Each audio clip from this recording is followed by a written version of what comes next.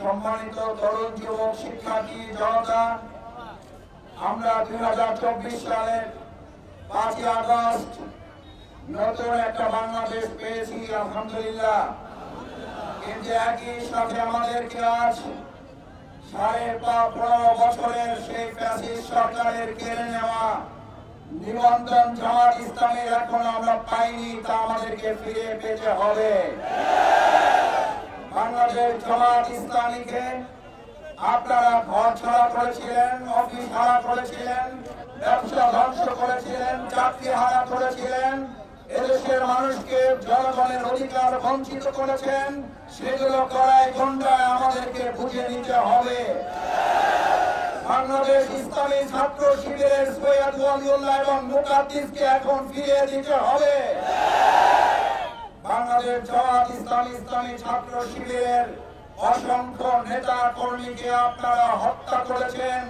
তার দায়ে দেশের প্রচলিত আইন এবং জনগণের আদালতে বিচারের মুখোমুখি হয়ে শাস্তি কার্যকর না হওয়া পর্যন্ত কোন ক্ষেত্রে তাদের আদর্শের রাজনীতি, সন্ত্রাসের রাজনীতি, গণহত্যার রাজনীতি, গুলি চালানোর রাজনীতি, গুম খুনের রাজনীতি, আয়নাঘরের রাজনীতি এই বাংলাদেশের জনগণ আপনাদের আর পরিচালিত করতে দিবে না। আপনারা 2009 সালে আপনাদের রাজনীতি শুরুই করেছিলেন। আজকে যে মেধা না কোটা, মেধা মেধা মেধা তারা 2024 সালে এসে শেষ করার উদ্যোগ নেয়নি। তারা সৎ যোগ্য মেধাবী অফিসারদেরকে হত্যা করে বাংলাদেশকে একটি মেধাহীন রাষ্ট্রে পরিণত করার ষড়যন্ত্রের অংশ হিসাবে 2009 সালের 25 এবং 26 ফেব্রুয়ারি সৎ যোগ্য দক্ষ দেশপ্রেমিক 57 জন সেনা অফিসারকে হত্যা করার মধ্য দিয়ে একটা অন্ধকারের রাষ্ট্র এবং মেধাহীন রাষ্ট্র তৈরি করতে চেয়েছিল। আমার ভাই এবং বন্ধুগণ, আজকে তারা যে মেধাহীন রাষ্ট্র পরিণত করে চলেছিল, তারা বেগম পাড়া করেছে। তারা পার্শ্ববর্তী রাষ্ট্রে লুকানোর চেষ্টা করেছে, কিন্তু এদেশের মেধাবীদেরকে নষ্ট করে, শিক্ষা প্রতিষ্ঠানগুলোকে ধ্বংস করে, এগুলোকে সন্ত্রাসীদের একটা আখড়ায় পরিণত করে খাতা কলমের পরিবর্তে সেখানে অস্ত্র, পিস্তল, বন্দুক দিয়ে এক একটা বিশ্ববিদ্যালয়ের হলকে তারা এক একটা ক্যান্টনমেন্টে পরিণত করেছিল। ভবিষ্যতে বাংলাদেশের সমস্ত বিশ্ববিদ্যালয় সৎ যোগ্য দক্ষ মেধাবী নেতৃত্ব ছাড়া তাদের সন্ত্রাসের রাজনীতি আর চলতে দেওয়া হবে না, হবে না, হবে না। কারণ এই 15.5 বছরে তারা সবচেয়ে বড় ক্ষতি করেছে। আমাদের দেশের অধিকাংশ মেধাবী ছাত্র শিক্ষার্থীরা বাংলাদেশকে অনিরাপদ মনে করে বিশ্বের বিভিন্ন প্রান্তে গিয়ে আমাদের দেশের সুসন্তানেরা, আমাদের মেধাবী শিক্ষার্থীরা পৃথিবীর বিভিন্ন জায়গায় তারা গুরুত্বপূর্ণ ভূমিকা রাখছে। আর বাংলাদেশে অথর্ব নেতৃত্ব দিয়ে ব্যর্থ রাষ্ট্রে পরিণত করার দায়ে শেখ হাসিনাকে অবশ্যই ছাত্র জনতার কাছে জবাবদিহি করতে হবে। সম্মানিত শিক্ষার্থী, ছাত্র জনতা, ভাই এবং বন্ধুগণ, প্রধান অতিথি কথা বলবেন।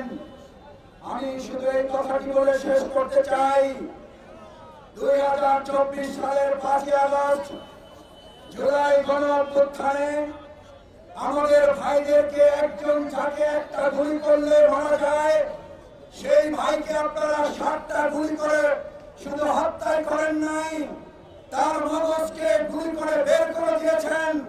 শুধু মগজ গুলি করে আপনারা শেষ করেন নাই, আপনারা লাশের স্তূপ ভ্যানে করে তুলে তাদের পেট্রোল ঢেলে আগুন জ্বালিয়ে দেওয়ার যে নৃশংসতা চালিয়েছেন, আপনার অন্তরে আজকে নৃশংসতার প্রতিশোধ আমরা এভাবে গ্রহণ করব।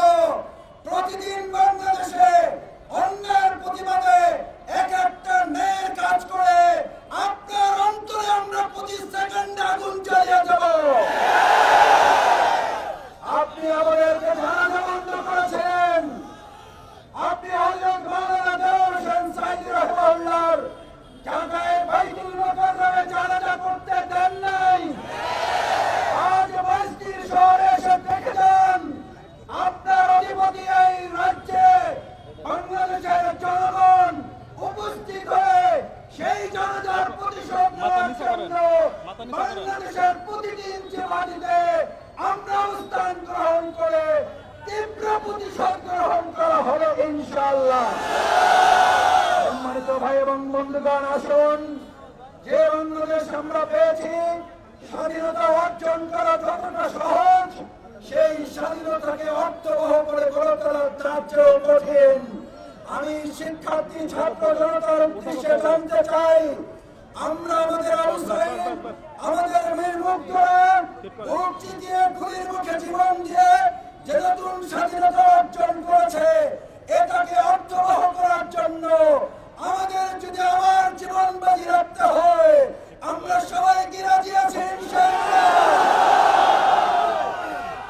সবাই রাজি থেকে আগামী দিনে অর্থবহ বাংলাদেশ গড়ার প্রত্যয় জানিয়ে সবাই কাছে দোয়া চেয়ে বাংলাদেশ জামাত ইসলামী আজকে বন্যার্তদের সুযোগ সুবিধা, তাদের খোঁজ খবর নেওয়া, তাদের পাশে দাঁড়িয়ে আমরা কিছুটা আর্থিক সহযোগিতা শুধু নয়, তাদের পাশে দাঁড়িয়ে ভালোবাসায় অংশগ্রহণ করার জন্য এসেছি, তাদের কাছে দোয়া চাওয়ার জন্য, দোয়া পাওয়ার জন্য, দোয়া নেওয়ার জন্য।